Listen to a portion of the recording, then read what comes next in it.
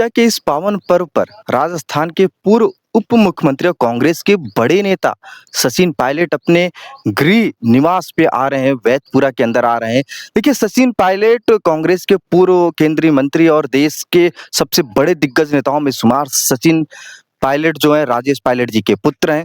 अब राजेश पायलट जी का जो एक व्यक्तित्व रहा, यहाँ के लोग जो बता रहे हैं, जिस हिसाब से गोवर्धन पर्वत को उठाकर भगवान श्री कृष्ण ने अपनी उंगलियों पर उठाकर गोकुल ब्रजवासियों की रक्षा की थी, उसी तरीके से जो राजेश पायलट है इन क्षेत्रों के लिए, अपने गांव के लिए और आसपास के गांव के लिए भगवान कृष्ण का रोल अदा किए थे। और तभी से ही इस गांव के लोग राजेश पायलट जी को बहुत मानते हैं और तरीके तरीके से जिस तरीके से वो सचिन पायलट का समर्थन कर सकते हैं वो करते हैं। राजेश पायलट जी का समर्थन करते थे, उसी तरीके से सचिन पायलट जी का भी समर्थन करते हैं।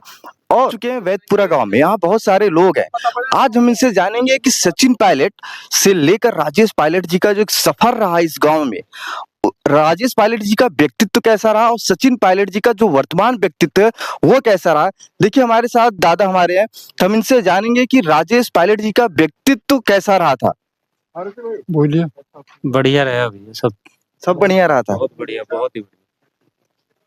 जैसे आप लोग इतने लोग बैठे हैं कि राजेश पायलट जी को व्यक्तिगत रूप से कौन जानता था, आप जानते थे? हाँ, जानते थे जिसको। जैसे लोग कहते हैं कि वो सबका नाम लेकर बुलाते थे, ऐसा सही है? ऐसे आप बुलावे सब है, गोम कुछ जावे भी है, गोम अच्छा। हाँ, सब मिले ही। तो सचिन पायलट जी भी आते हैं? वे भी ऐसे आते हैं, प्यार करते हैं सबसे। अच्छा, सबसे प्यार करते हैं। एक अलग हुजूम आप सब देख सकते हैं कि राजेश पायलट जी और सचिन पायलट जी का से लोग कितना प्यार करते हैं यहाँ के लोग। देखिए, हमारे साथ और लोग जुड़े हैं। तो राजेश पायलट जी का व्यक्तित्व जो है इस गांव को लेकर, इस क्षेत्र को लेकर, उनकी जो सोच थी उससे आप कितना प्रभावित हैं? हम बहुत प्रभावित हैं। मैं बचपन से पायलट साहब को जानता हूँ और मैं 20 साल हो गए मुझे आते आते यहाँ पे अभी। और पायलट साहब बहुत अच्छा काम करते हैं। हमारे सचिन पायलट उनके नाम को और आगे बढ़ा रहे हैं, अपने पिता का नाम पूरे देश में, वर्ल्ड में नाम कर रहे हैं। हमें बहुत खुशी होती है अपने इन बातों को देख। जैसे राजेश पायलट जी, भी मैं गांव के लोगों से बात को कहते थे कि लोगों को, वो लोग कह रहे हैं कि लोगों को बुला लेते हैं, इधर आओ, तुम्हारा ये नाम है सचिन, इधर आओ, रामचंद्र इधर आओ। क्या सचिन पायलट के भी अंदर ऐसा व्यक्तित्व है? हाँ, देखिए, माननीय राजेश पायलट जी की ही करने कथनी में कोई अंतर नहीं था। जमीन से जुड़े हुए नेता थे और उन्होंने 1980 में पहली बार लोकसभा भारत से निर्वाचित होकर आए जी। और इंदिरा गांधी जी उस समय भारत के प्रधानमंत्री बड़ी प्रभावित थी उनसे। आप देखिए, एयरफोर्स की नौकरी को मतलब जो है छोड़ के वीआरएस लेकर मतलब जो है, और राष्ट्रीय राजनीति में आने का उनका जो संकल्प था वो मील का पत्थर साबित हुआ।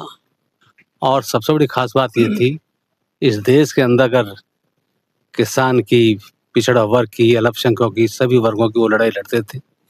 उन्होंने एक नहीं अनेक रैलियां मतलब जो है दिल्ली में की जी। और उन्होंने गृह राज्य मंत्री भारत सरकार रहने के उपरांत आंतरिक सुरक्षा का भी उन पर जिम्मेदारी थी। उन्होंने 122 राष्ट्रीय अध्यक्षों के चरण स्पर्श करने वाले चंद्रा स्वामी की ताबूत मंत्री की ठोकी, उन्हें गिरफ्तार किया। लोगों को उस समय यह कहना था कि भारत के प्रधानमंत्री नरसिंह राव जी का वो निकट हैं। उन्होंने कहा कि मुझे इस्तीफा रखा रहता है, मुझे इस बात की पायलट साहब ने कहा था, पायलट जी ने कहा था कि मतलब जो है इस्तीफा मेरी जेब में रखा रहता है, मैं उसको गिरफ्तार करूंगा, और गिरफ्तार किया। इसके साथ साथ जब नागालैंड, आसाम और बहुत से राज्यों में मतलब जो है हालात उचित नहीं थे, तो हमेशा वही वहाँ उन राज्यों में जाते थे भारत सरकार की तरफ से और वहाँ शांति स्थापित करते थे। तो सोचिए पायलट साहब कितने कुशल रणनीतिकार थे। तो पायलट साहब इस क्षेत्र के लिए क्या किए, कुछ स्पेशल बताइए आप लोग, इस क्षेत्र के लिए क्या किए? उन्होंने इस क्षेत्र के लिए, एक तो जो बोलना नहीं जानते थे उन लोगों को बोलने की शक्ति दी और उन्होंने विकास काफी किए जी। उन्होंने एक मजावली पुल है वहाँ जो फरीदाबाद शहर यहाँ ग्रेटर नोएडा एंट्री कर रहा है, वो भी उन्हीं के देन थी। और बहुत सी सड़कें हैं, उन्होंने एक नहीं अनेक काम ऐसे किए जो आज भी मिसाल इतिहास के पन्नों में दर्ज है। तो सोच सकते हैं कि राजेश पायलट जी का व्यक्तित्व क्या रहा होगा। आप जैसे कि चाचा से आपने सुना कि देश के कोने-कोने में कहीं पर भी सरकार सकते में आती थी, तो राजेश पायलट जी सरकार को उस सकते में से, उस कठिनाइयों में से बाहर निकाल देते। तो और लोग हैं, जैसा कि आप राजेश पायलट जी से आप परिचित हैं, उनको देखते थे, आप देख चुके हैं? मेरा नाम तेजवीर सिंह नेताजी, गांव दुजाना का रहने वाला हूं और राष्ट्रपति पुरस्कार से मैं सम्मानित हूं। अच्छा, राष्ट्रपति पुरस्कार जी से। सोचिए हमारे साथ कितनी बड़ी व्यक्तित्व इस समय हमारे साथ बैठी हुई है। और मुझे 2021 में कलेक्टर साहब ने सम्मानित किया, 2022 में गवर्नर से उत्तर प्रदेश गवर्नर ने, और 2023 में राष्ट्रपति जी, और अब पद्मश्री के लिए मैं तैयारी कर रहा हूँ। माननीय स्वर्गीय श्री राजेश पायलट साहब जैसे जैसे उन पे पद मिलते रही, मंत्रालय मिलते रही, जैसे उदाहरण के रूप में आपको अवगत करा दूं, परिवहन विभाग मिला, उन्हें गाँव में बस चलवाई थी। गाँव, यहाँ के गाँव में? हाँ, जैसे दुजाना गांव है, महावड़ है, बम्बावड़ है, कूड़ीखेड़ा है, यानी कि जो भी गांव है, डीटीसी रोडवेज बस गांव तक पहुंचाने का काम किया है। दूसरा, दूरसंचार मंत्रालय मिला, उनने गांव घर घर तक घंटी बजा दी थी, टेलीफोन की जी। और उस वक्त में जब टेलीफोन लगे करा तो लोग खुशी मना करें, जैसे दीपावली की खुशी मनाते, उस समय पे उसे एक खुशी इतनी मनावे भाई मेरे घर में टेलीफोन लगा, और उसे देखने को भी आवे और फोन करने के लिए भी उनको हम बुलाने के लिए भी जावे, हर एक टेलीफोन ने लगाया। उस समय पे बहुत बड़ा मुश्किल था, बहुत मुश्किल था। और मैं राजेश पायलट साहब को 1994 से जानता हूँ। राजेश पायलट हर साल हमारे यहाँ पर होली से अगले दिन दादी सती माँ का मंदिर है, वहाँ पर माथा टेकने के लिए उस मेले में आते थे, और श्री गांधी इंटर कॉलेज का वार्षिक समारोह था, उसमें हर साल उनको गांव के लोग, कमेटी में मैं भी हूँ उसमें, और हर साल उनको बुलाए।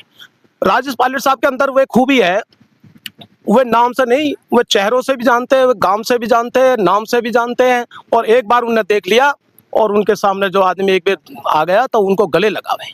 और राजेश पायलट के अंदर वे खूबी है। इतना महान व्यक्तित्व। जी, मैं 30 साल हो गई पार्टी से जुड़ा हुआ, और राजेश पायलट जब तक मेरे अंदर सांस रहेगा, जब तक राजेश पायलट साहब को नमन करूंगा, और सचिन पायलट साहब के कदमों में जहां उनका पसीना गिराएगा, मैं खून देने के लिए तैयार हूं। और राजेश पायलट हमारे नहीं, वो 36 बिरादरी के मसीहा थे, गरीबों के मसीहा थे, वो सबकी सुनते थे। वे पद को लालच नहीं करते थे, वे जनता के लालच करें, यानी कि जनता से लगाव करें।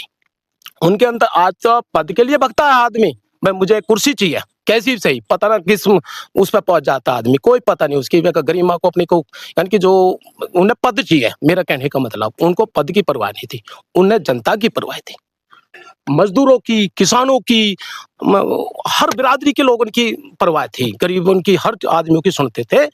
हर जगह टाइम मिलता था, नेता उनके पास, राजेश पायलट के पास नहीं, 24 घंटा दरवाजे खुले थे, ये मुझे पता है, और गांव के समाज के क्षेत्र के लोग बैठे ये भी जानते हैं। और सचिन पायलट में क्या है?